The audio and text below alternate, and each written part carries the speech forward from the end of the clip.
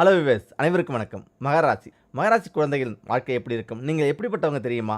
மகராசியில் பிறந்த குழந்தைகள் நல்ல புத்திசாலியாகவும் ஒழுக்கமுடையவராகவும் நேர்மையாளராகவும் சமூகத்தில் விளங்குவார்கள். மகர ராசி மண்டலத்தில் 10வது ராசியாகும். இது ஒரு பெண் ராசியாகும். பெண் சரராசி. பஞ்சபூத தத்துவங்களில் இது நிலம் சார்ந்த ராசி. அதனால் இது பூமி ராசி என்று அழைக்கப்படும். இதன் அதிபதி சனி. இந்த ராசியை ஆங்கிலத்தில் கெப்ரிகான் என்று அழைப்பர். இதில் வானமண்டலத்தில் 10வது ராசியாக மகரம் வருவதால் இதை உச்சராசி என்று அழைப்பர். மேலும் இதை பைபன் ராசி என்று அழைப்பர். மேலும் இதை இரட்டை ராசி என்றும் அழைப்பார்கள். இதில் இந்த ராசியில் உத்தர நட்சத்திரத்தின் 1, 2, 3, 4 பாதங்களும், திருவோண நட்சத்திரத்தின் 1, 2, 3, 4 பாதங்களும், அவிட்ட நட்சத்திரத்தின் 1, 2 பாதங்களும் அடங்கியுள்ளன. உடலில் உள்ள எலும்புகள், முழங்கால் மூட்டுகள் இவற்றையெல்லாம் குறிக்கிறது. இந்த ராசி சனியின் சொந்த வீடாக வருவதால் சனி பகவான் இந்த ராசியில் ஆட்சியாகவும், இந்த ராசியில் சகோதரனும் பூமி காரணமாகிய செவ்வாய் பகவான் உச்சமாகவும், குழந்தைக்கு காரணமாகிய குரு பகவான் இந்த ராசியில் நீச்சமடைகிறார். சூரியனுக்கும் சந்திரனுக்கும் இது எதிரியின் வீடு. ஆனால் சுக்கிரனுக்கும் புதனுக்கும் இது நண்பனின் வீடு. அழகானவர்கள். சனி பகவான் ராசியில் பிறந்த நீங்கள் நல்ல அழகுடன் விளங்குவீர்கள். ஆரம்பத்தில் மிகவும் மெலிந்து இணைத்து காணப்படும். உயரமானவர்கள். மார்பில் மெல்லிய முடியிருக்கும். பெரிய தலை, அகண்ட முகம், தெளிவான கூரிய மூக்கு, சற்று வளைந்த கூணல் முதுகு, கை கால்கள் நீண்டிருக்கும். வயது ஏற ஏற நன்கு அழகுடன் கவர்ச்சியுடனும் வளர ஆரம்பிப்பீர்கள். எப்பொழுதும் பிறரை வசீகரிக்கக்கூடிய உருவமைப்பை பெற்று விளங்குவீர்கள். சற்று விடாமுயற்சி கொண்டவர்கள். சற்று கூச்ச சுபாவம் உடையவர்களாக இருப்பீர்கள். சற்று பயந்த சுபாவம் உடையவராகவும் இருப்பீர்கள். நிலம் சார்ந்த ராசி என்பதால் இந்த ராசியில் பிறந்த நீங்கள் பொறுமைசாலிகள், மகிழ்ச்சியுடன் வாழ நினைப்பார்கள், நம்பிக்கையானவர்கள், ஒழுக்கம் உடையவர்கள், விடாமுயற்சி, உறுதியான மனநிலை, கடின உழைப்பாளிகள், எப்பொழுதும் எதிர்கால சிந்தனை உடையவர்கள், சேவை மனப்பான்மை உடையவர்களாக இருப்பீர்கள். இதில் இந்த ராசியில் பிறந்த நீங்கள் செலவு செய்வதையும் நன்கு யோசித்து தேவை இருந்தால் மட்டுமே செலவு செய்வீர்கள். இந்த குணத்தினால் உலகமே பொருளாதார சரிவை சந்தித்தாலும் உங்களின் பொருளாதார சூழல் ஸ்டெடியாக இருக்கும். நல்ல புத்திசாலியாகவும் ஒழுக்கமுடையவராகவும் நேர்மையாளராகவும் சமூகத்தில் விளங்குவீர்கள். ஆழமான நினைவாற்றல் உடையவர்கள், எளிமையானவர்கள், சுதந்திரமானவர்கள், வியாபார விஷயங்களில் மிகவும் நல்லிடம் வாய்ந்தவர்கள். இதில் கடன் பெறுவார்கள். தளராத விடாமுயற்சி, எடுத்துக்கொண்ட காரியத்தில் உறுதியானவர்கள், தாராள மனப்பான்மை கொண்டவர்கள். இவர்களுக்கு சொந்த வீடு, வண்டி வாகன அமைப்புகள் வாய்ப்புகள் அதிகம் உண்டு. இவர்களுக்கு கடன் கொடுக்க அநேகர் தயாராக இருப்பார்கள். மேலும் அடிக்கடி கடன் வாங்கும் வாய்ப்பு அமையும். அவர்கள் வீடு, நிலம், வண்டி வாகனங்கள் வாங்க கடன் வாங்குவார். ஒரு சிலர் உல்லாச பயணம் போக கடன் வாங்குவார்கள். அந்த கடனை அடைக்க எப்படிப்பட்டாவது சம்பாதித்து அதிலிருந்து மீள்வர். சனியின் ஆதிக்கத்தில் பிறந்தவர் ஆதலால் கௌரவம் உடையவர்களாகவோ சமூகத்தில் பெயர் புகழ் உடையராகவோ இருந்தாலும் இது தியாகம் செய்யும் ராசி. மற்றவர்களுக்காக உழைத்தே தேய்ந்து போகும் ராசியாகும். தன்னை அழித்து உலகத்திற்கு வெளிச்சம் தரும் மெழுகுவத்தி போல நீங்கள் தங்களை ஓடாய் உழைத்து உருகி மற்றவர்களின் சந்தோஷத்திற்காக பாடுபடுவீர்கள். இதில் சில சமயம் சோம்பேறிகள். பல கலைகளிலும் திறமையுடைய நீங்கள் உங்களுக்கு தேவை என்று கருதும் ஒரு பொருளை எப்பாடுபட்டாவது அடைந்து விடுவீர்கள். கஷ்டப்பட்டே வாழ்வில் முன்னேறுவீர்கள். ஒவ்வொரு முன்னேற்றத்திலும் ஏற்படும் தடைகளை உடைத்து முன்னேறுவீர்கள். சனி என்றால் சோம்பேறி என்ற அர்த்தம் உண்டு. ஒரு சிலர் எந்த காரியத்தையும் உடனே செய்ய மாட்டார்கள். சில நேரங்களில் சிந்திக்காது எதையாவது பேசி தன்னையும் தன்னை சுற்றியிருப்பவர்களையும் மனம் வருந்தும்படி செய்து விடுவார்கள். இதில் உயர் பதவி வகிப்பவர்கள். கட்டிடக் கலைஞர்கள், பொறியியலாளர்கள், சிற்பி, வியாபார நிறுவனங்கள், தொழிற்சாலைகளில் உயர்ந்த பதவிகள் வசிப்பவர்கள். குடிசை தொழில் செய்தாலும் சிறந்த நிர்வாகத்திறன் உடையவர்களாக இருப்பார்கள். 6ஆம் பாவம் புதன் வீடாக வருவதால் தகவல் தொடர்பு, போக்குவரத்து, வண்டி வாகன போன்ற துறைகளில் வேலைவாய்ப்புகள் ஏற்படும். திரைப்படத்துறையில் பணி. மகராசிக்கு 10வது ராசியாக சுக்கிரன் வருவதால் அரசு சார்ந்த துறைகளில் வேலை பார்க்கும் வாய்ப்புகள் அமையும். 10ஆம் இடமான வேலை மற்றும் கர்மஸ்தானத்திற்கு அதிபதியாக சுக்கிரன் வருகிறார். சினிமா, இசை, கதை, கவிதை இவற்றில் ஆர்வமுடையராக விளங்க செய்து அதில் ஈடுபட வைப்பார். மத்திய வயதுக்கு பிறகு சொந்த தொழிலில் இறங்குவீர்கள். பணமும் புகழும் சேர்ந்து எங்கு அதிகம் புழங்குகிறதோ அங்குதான் வேலை வைப்பீர்கள். கணிதம், மருத்துவர்கள், பொறியியலாளராகவும் விளங்க வாய்ப்பு ஏற்படும்.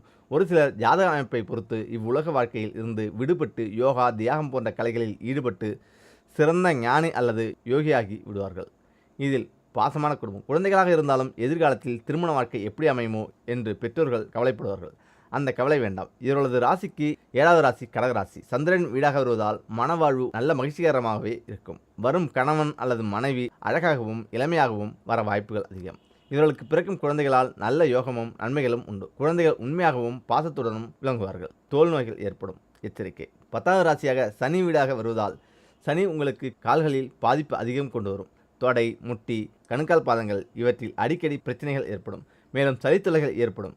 மேலும் சனி எலும்பை குறிப்பதால் எலும்பு, தோல்வியாதிகள் மற்றும் உடலில் அலர்ஜி, அரிப்பு, வலிப்பு, வாய்த்தொல்லைகள் ஏற்படும். மேலும் உடலில் நுரையீரல், சளித்தொல்லைகள், ஆத்மா போன்ற வியாதிகள் ஏற்பட வாய்ப்புண்டு. 6ஆம் வீடு மிதுனம் வீட்டதிபதி புதனாக வருவதால் உடலில் காது, நரம்பு சம்பந்தமான வியாதிகள் ஏற்பட்டு விலகும். எனவே குட்டீஸ்கள் எச்சரிக்கை அவசியம். பூவனூர் ராஜேஸ்வரி. மகராசிக்கு வேலைஸ்தானமாகவும் 10ஆம் இடத்திற்கு அதிபதியாகவும் துலாம் சுக்கிரன் வருகிறார். எனவே அம்பாளை வணங்க வேண்டும். அப்படிப்பட்ட சக்தி வாய்ந்த அம்மன் தலம்தான் பூவனூர். மன்னார்குடியிலிருந்து கும்பகோணம் செல்லும் வழியில் 7 கிலோமீட்டர் தொலைவில் பாமணி ஆற்றின் மேற்கரையில் இத்தலம் அமைந்துள்ளது. இத்தல நாயகர் புஷ்பவனநாதர். இத்தலத்தில் ராஜேஸ்வரியும் சாமுண்டீஸ்வரியும் தனித்தனி சன்னதியில் அருள் பாலிக்கின்றனர். பணிகளில் வெற்றி கிடைக்கவும் நோய் நொடிகள் தீரவும் இத்தலநாயகி ராஜராஜேஸ்வரியை வணங்க வேண்டும். அடுத்ததாக, மனதில் இருக்கும் சஞ்சலம் விலக செவ்வாய்க்கிழமைகளில் இது செய்தாலே போதும். ஆம், அது என்னது?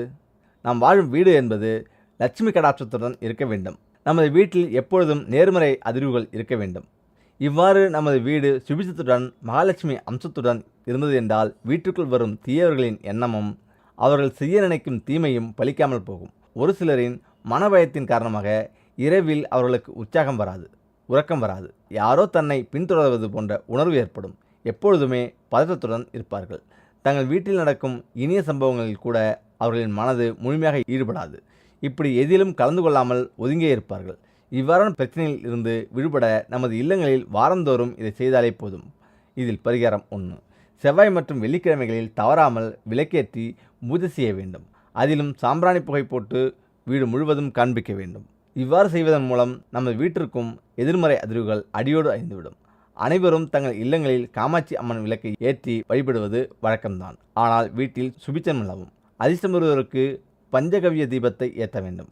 இந்த பஞ்சகவிய தீபம் 5 விதமான பொருட்களில் இருந்து செய்யப்பட்டது. இது பஞ்சபூதத்தின் சக்தியை கொண்டுள்ளது. பஞ்சபூதங்களின் சக்தி நமது இல்லங்களில் பரவி இருந்தால் எந்தவித துர்சக்தியும் நமது வீட்டில் இருக்க முடியாது. வாரந்தோறும் பஞ்சகவிய விளக்கு ஏற்றுவதை வழக்கமாக்கிக் கொள்ள வேண்டும். பரிகாரம் 2. ஒரு சிறிய மண்பாத்திரத்தில் தண்ணீர் எடுத்துக்கொண்டு அதனை காலை சூரிய ஒளிபடுகின்ற இடத்தில் வைத்துவிட வேண்டும். பிறகு மாலை சூரியன் மறைந்ததும் இந்த தண்ணீரை வீடு முழுவதும் தெளித்து விட வேண்டும். இவ்வாறு செய்வதன் மூலம் அனைத்திற்கும் முதன்மையானவராக சூரிய பகவானின் அருள் பெற்ற இந்த நீர் வீடு முழுவதும் பரவியிருக்க நமது வீடு தூய்மை அடைந்துவிடும். இதனையும் தொடர்ந்து செய்து வர நல்ல பலனும் ஆற்றலும் கிடைக்கும். அடுத்ததாக, சிக்கலான பிரச்சனைகள் தீர்க்கும் தட்சிணாமூர்த்தி வழிபாடு. ஆம், சிக்கல்களும் குழப்பங்களும் நமது வாழ்க்கையில் நிறைந்திருக்கிறது. சில நேரங்களில் வாழ்க்கையில் தடுமாற்றம் ஏற்படும் பொழுது, சரிவுகள் ஏற்படும் போது நம்முடைய வாழ்க்கை சரியான பாதையில் தான் செல்கிறதா என்ற குழப்பம் நம்மில் பலருக்கு இருக்கும். பிரச்சனை என்பது நம்மோடு முடிந்து விடுவது அல்ல, நம்முடைய குடும்பத்தையும் பாதிக்கக்கூடியது.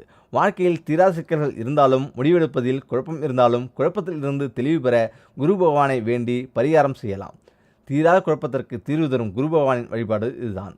தட்சிணாமூர்த்தி வழிபாடு என்றாலே வியாழக்கிழமை என்பது நாம் எல்லோரும் அறிந்த ஒரு விஷயம்தான். இந்த பரிகார பூஜையும் வியாழக்கிழமை அன்று செய்வது சிறப்பினை தேடி வரும். முக்கியமாக நீங்கள் வீட்டின் அருகில் உள்ள தட்சிணாமூர்த்தி சன்னதி இருக்கும் கோயிலுக்கு சென்று அந்த கோயிலில் உள்ள அர்ச்சகரிடம் மேதா சுக்தம் என்னும் மந்திரத்தை சொல்லி தட்சிணாமூர்த்திக்கு அர்ச்சனை செய்யுமாறு சொல்லிவிடுங்கள். இந்த மேதா சுத்தம் என்று சொல்லப்படும் மந்திரம் தட்சிணாமூர்த்திக்கும் சொல்லப்படும், சரஸ்வதி தேவிக்கும் சொல்லப்படும். வாழ்க்கையை நல்ல வழியை காட்டக்கூடிய தட்சிணாமூர்த்திக்கு இந்த மந்திரத்தை சொல்லி அர்ச்சனை செய்யும் போது நம்முடைய வாழ்க்கையில் இருக்கக்கூடிய பலவிதமான குழப்பங்களுக்கு கூடிய விரைவில் தீர்வு கிடைக்கும். கோயிலுக்கு செல்லும்போது 2 மாதுளை பழங்கள், கொண்டக்கடலை மாலை, முடிந்தால் கொண்டக்கடலையை வேக வைத்து நிவேதனமாக எடுத்து செல்லலாம்.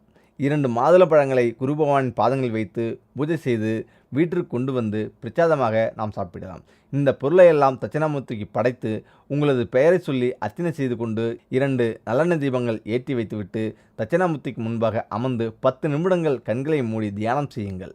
உங்களுடைய வாழ்க்கையில் இருக்கும் இருள் விலக இந்த வழிபாட்டு முறை உதவியாக இருக்கும். தொடர்ந்து 13 வாரங்கள் வியாழக்கிழமையில் இந்த பரிகார வழிபாட்டினை செய்து வரலாம். வாழ்க்கையில் அவசரமான முடிவை விரைவில் எடுக்க வேண்டும் என்ற தருணத்தில் சிக்கி தவிப்பவர்கள் தொடர்ந்து 13 நாட்கள் இந்த வழிபாட்டை செய்தாலும் நல்ல பலனை பெற முடியும். பரிகாரத்தை தொடங்கும் நாளை மட்டும் வியாழக்கிழமையை வைத்துக் கொள்ளுங்கள். வாழ்க்கையில் விடிவு காலம் பிறக்க வேண்டும் என்று நினைப்பவர்கள் நம்பிக்கையோடு இந்த பரிகாரத்தை செய்யலாம். அடுத்ததாக, இறைவனை எப்பொழுதும் நினைத்திருப்பது பக்தியா, எது உண்மையான பக்தி என்று தெரியுமா?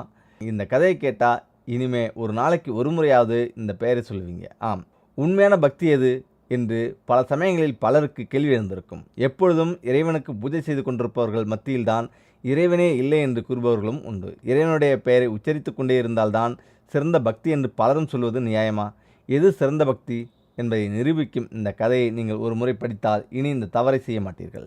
இதுதான் ஸ்ரீ வைகுண்டத்தில் இருக்கும் நாராயணர் சிறந்த ஹரிபக்தராக புராணங்கள் மூலம் நாம் அறிந்திருப்போம். எப்பொழுதும் நாராயணா என்கிற பெயரை உச்சரித்து கொண்டே இருக்கும் இவரை விட சிறந்த பக்தன் 7 உலகங்களிலும் இருந்துவிட முடியாது என்றெல்லாம் நினைத்திருப்போம். ஆனால் இவருக்கு வந்த சோதனையை பார்ப்போம். ஒருமுறை ஸ்ரீ வைகுண்டத்தில் மகாவிஷ்ணுவிடம் உரையாடி கொண்டிருந்த நாரதருக்கு தன்னை விட சிறந்த பக்தன் இல்லை என்கிற கர்வம் உண்டானது. ஒரு நாளைக்கு கோடி முறை உங்கள் பெயரை உச்சரிக்கும் நான் தானே உங்களுடைய சிறந்த பக்தன் என்று நாரதர் மகாவிஷ்ணுவிடம் கேட்டார். இதற்கு மகாவிஷ்ணு, இல்லை, உன்னை விட சிறந்த பக்தன் ஒருவன் இருக்கிறான் என்று கூறிவிட்டார். இதனால் அதிர்ச்சி அடைந்த நாரதர், அவர் யார்?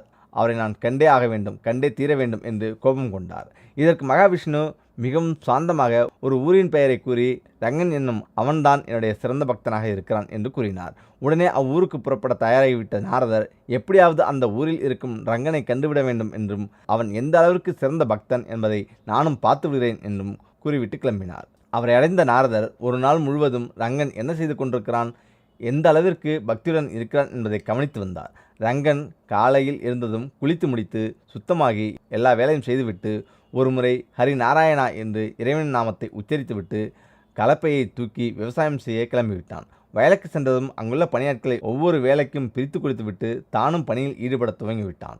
நாள் முழுவதும் அயராத உழைப்பை கொடுத்து எல்லா வேலையையும் செய்துவிட்டு களைப்புடன் வீட்டுக்கு வந்தான். கலப்பையை இறக்கிவிட்டு ஹரி நாராயணா என மறுபடியும் இறைவனுடைய நாமத்தை உச்சரித்துவிட்டு மனைவி பரிமாறிய உணவை சாப்பிட்டுவிட்டு தூங்கிவிட்டான். இதை கண்டு கொண்டிருந்த நாரதருக்கு பெரும் கோபம் ஏற்பட்டது. உடனே மகாவிஷ்ணுவிடம் சென்று, அவன் ஒரு நாளைக்கு 2 முறை மட்டும்தான் உங்களுடைய நாமத்தை உச்சரித்தான், ஆனால் நான் 1 கோடி முறை உச்சரிக்கிறேன். அப்படி இருக்கும் பொழுது அவன் எப்படி உங்களுடைய சிறந்த பக்தனாக முடியும் என்று ஆவேசமாக கேட்டார்.